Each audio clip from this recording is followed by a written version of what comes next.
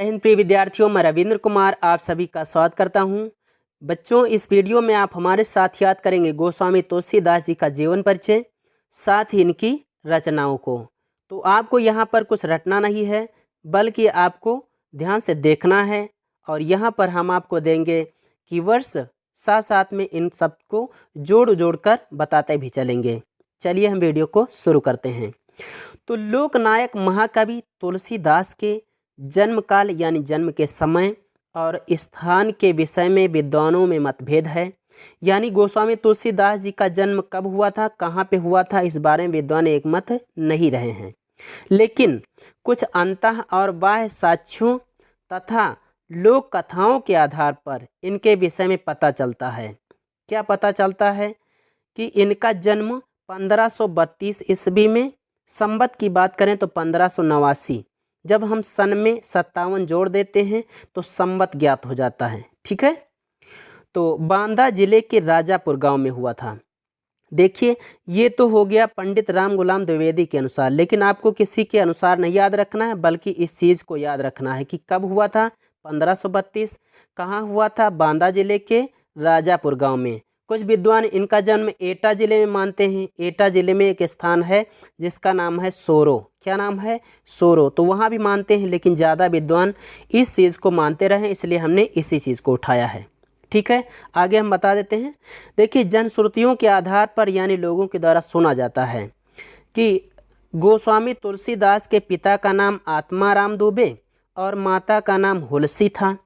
अच्छा, पिता का नाम आत्माराम दुबे और माता का नाम हुलसी था। आगे क्या कहा जाता है? ये भी कि इनके माता पिता ने इन्हें बचपन में ही त्याग दिया था।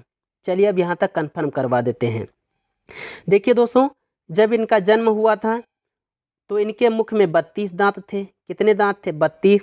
और इनका जब जन्म हुआ था जन्म वर्ष भी 32। तो दो चीज़ें हो गई। तीसरी बात, जब इनका जन्म हुआ था इन्होंने राम शब्द का उच्चारण किया था। और जब इन्होंने राम शब्द का उच्चारण किया बचपन के मतलब जन्म के समय, तो इनका नाम राम बोला भी पड़ गया। क्या कहा गया? इनको राम बोला कहा गया। ठीक है, तो और आगे क्या बताया गया कि बांदा जिला और राजापुर गांव। इनके पिताजी का नाम आत्माराम दुबे और मम्मी का नाम माता का नाम होशी गया। चलिए हम इन दोनों चीज़ों को याद करवा देते हैं। देखिए, किसी के घर किसी बच्चे का जन्म हो, वो चाहे लड़का हो या लड़की हो, उनके जो माता पिता होते हैं उनको बहुत खुशी होती है। अच्छा, जब आत्माराम के यहाँ पर बच्चे का जन्म, तुलसी का जन्म हुआ, तो इन्होंने यानी आत्मा राम ने अपनी आत्मा से ऊपर वाले को शुक्रिया अदा किया होगा, ऊपर वाले को याद किया होगा। ठीक है, तो इस प्रकार से याद कर लेना है कि इनके पिता का नाम इनका आत्माराम दुबे था। जब जन्म हुआ था तुलसीदास जी का, तो इनके पिताजी की आत्मा राम को पुकारी, अरे वाह राम, अरे भगवान आपने तो मेरी बात सुन ली। ठीक है, और जब इनका जन्म हुआ तो इनकी मम्मी जो थी, मम्मी ये बड़ी हुलसी थी, उल्लास भरी थी, अर्थात प्रसन्नचित हुई थी। दो चीज़ें याद हो गई, पिताजी आत्माराम दुबे, मम्मी हुलसित हुई थी अर्थात हुलसी हो गई। ये भी कहा गया कि जब इनके बचपन में बताया गया कि इनको इनके माता पिता ने त्याग दिया था। क्यों त्याग दिया था? क्योंकि इनके मुख में 32 दांत थे। एक तो ये अशुभ, दूसरी बात इनका जन्म अभुक्त मूल नक्षत्र में हुआ था। किस नक्षत्र में? अभुक्त मूल नक्षत्र में, जो कि इस अभुक्त मूल नक्षत्र में किसी भी बच्चे का जन्म हो तो अशुभ मानते हैं। इसीलिए इसी डर के कारण या ऐसा ही कुछ इनके मन में कुछ विचार आया होगा, इसलिए इन माता पिता ने बच्चे तुलसी को त्याग दिया था। किसके पास छोड़ आए थे? चुनिया या मुनिया नाम की दासी के पास में। और वो दासी ने क्या किया था? उस दासी ने छोड़ दिया था नरहरि दास के पास में। चलिए आगे हम स्पष्ट कर देते हैं। आगे बताया गया ना यहाँ पे कि इनका पालन पोषण प्रसिद्ध संत बाबा नरहर दास ने किया। तो ऐसा क्या हुआ था? वो चुनिया या मुनिया नाम की जो दासी थी, वो बाबा नरहर दास के पास छोड़ आई। बेचारे विक्षिप्त से ही चल रहे हैं क्या? बताया गया कि इन्हें ज्ञान एवं भक्ति की शिक्षा भी नरहर दास जी ने ही दी थी। एक चीज़ बताओ, जब कोई किसी को ज्ञान देता है तो ज्ञान देने वाला क्या कहलाता है भैया? ज्ञान देने वाला गुरु कहलाता है। तो इस प्रकार से ये जो नरहर दास हैं ये क्या कहे जाएंगे? तुलसीदास जी के ये कहे जाएंगे दोस्तों गुरु। ठीक है, तो इनके गुरु का नाम हो गया नरहरि दास। आगे बताया गया कि इन्हें ज्ञान और भक्ति की शिक्षा प्रदान की, और बताया गया गोस्वामी तुलसीदास जी का विवाह एक ब्राह्मण कन्या रत्नावली के साथ हुआ। अगर हम इसको विस्तार से बताना चाहें तो जो रत्नावली हैं, इनके पिताजी का नाम था दीनबंधु।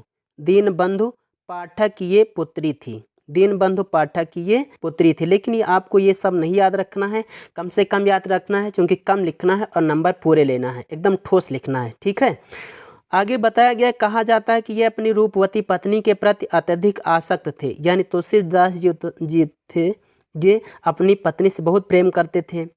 क्यों? अब ऐसे समझ लो कि इनकी पत्नी का नाम ही रत्नावली, मतलब ऐसे समझ लो कि इनकी पत्नी रत्नों वाली थी। रत्नों वाली अर्थात बड़ी खूबसूरत थी, बड़ी सुंदर थी। अब कोई किसी की भी पत्नी इतनी सुंदर हो, किसी का भी पति इतना सुंदर हो, तो भाई प्रेम तो ज़्यादा करेगा ही। लेकिन गोस्वामी तुलसीदास जी से कुछ ज़्यादा ही हो गया।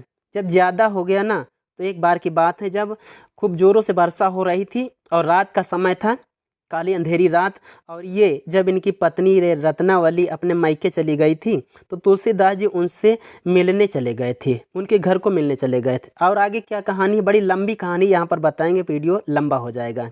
चलिए आप इतना ही जानिए। ठीक है, तो बताया गया कि अपनी पत्नी से बहुत प्रेम करते थे। इस पर इनकी पत्नी ने एक बार इनकी भर्त्सना की। जब ये मिलने गए थे तो इनको बहुत बुरा भला कहा। भला तो नहीं कहा होगा, बुरा ही कहा होगा, है ना। जिससे बताया गया कि ये प्रभु भक्ति की ओर उन्मुख हो गए, यानी ईश्वर की भक्ति में लग गए। और बताया गया कि प्रभु राम का गुणगान करते हुए काशी में 80 घाट पर, घाट का नाम है 80, कहाँ पड़ता है? काशी यानी बनारस यानी वाराणसी में।